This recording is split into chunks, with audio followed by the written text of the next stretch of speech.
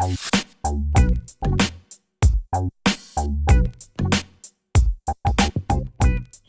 there, massage rebels. Today I'm going to talk about the trapezius muscle, for a couple of tips and tricks that I think are really effective in opening up the traps. So as you can see, I'm starting here with pulling the upper traps away from the cervical spine. So as you remember, the traps come all the way up and attach to the base of the skull. So I want to pull that muscle away from the spine, offering it some space to move. Once I've done that, I'm going to sink into the attachments along the cervical spine, and like I always like to do, I want to make sure that the muscles have room to communicate through the nerves, through the nervous system, into the spinal cord and up to the brain. Once I've done that, I want to offer the traps a nice stretch, and I'm going to do this by pulling down with one hand and using my palm to hold right underneath the base of the skull and offer a nice, slow, deep stretch. Another trick that I love is pulling the upper traps away from the upper portion of the scapula and away from the thoracic spine.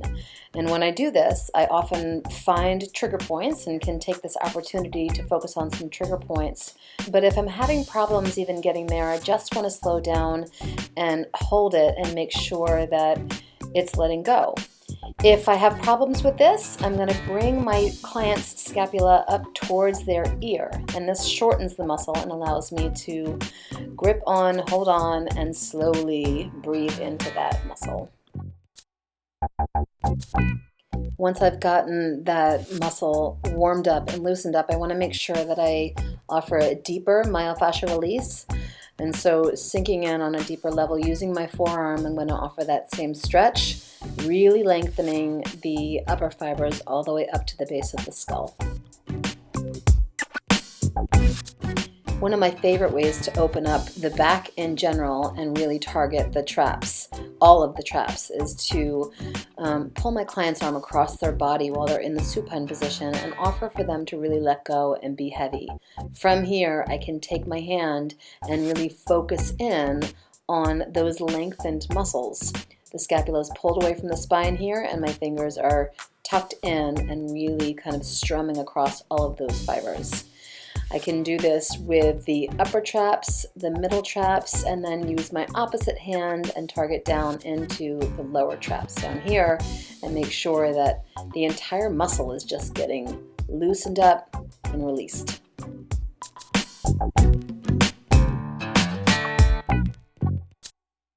I take advantage of this position for sure to really manipulate the scapula and move it around and give it some fluidity. So I can use one hand to push down on the lateral border, one hand to push down on the superior angle, and back and forth, rock that scapula so all the little muscles that attach to it are starting to let go, especially the traps.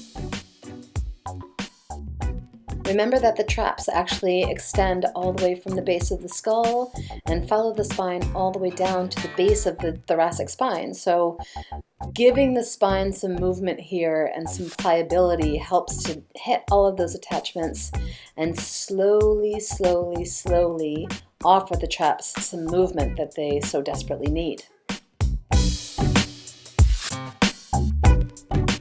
I tend to think that people have a really hard time stretching out their traps because a lot of what they do is responsible for holding our heads up. And so I like to do that for my client, and I think that it's super effective. This first stretch brings their head directly up off the table, and I like to ask my client to think about tucking their chin towards their chest, letting their shoulders drop, and letting the back of their spine open up.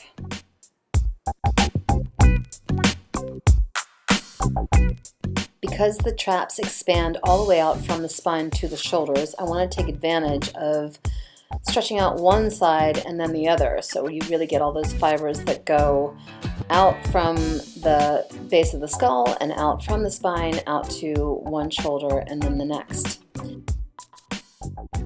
Slowly lift their head, slide one hand underneath their neck, use that hand on their shoulder and lift their head up, pointing their nose in that direction, opening up that one side of the traps. It feels amazing.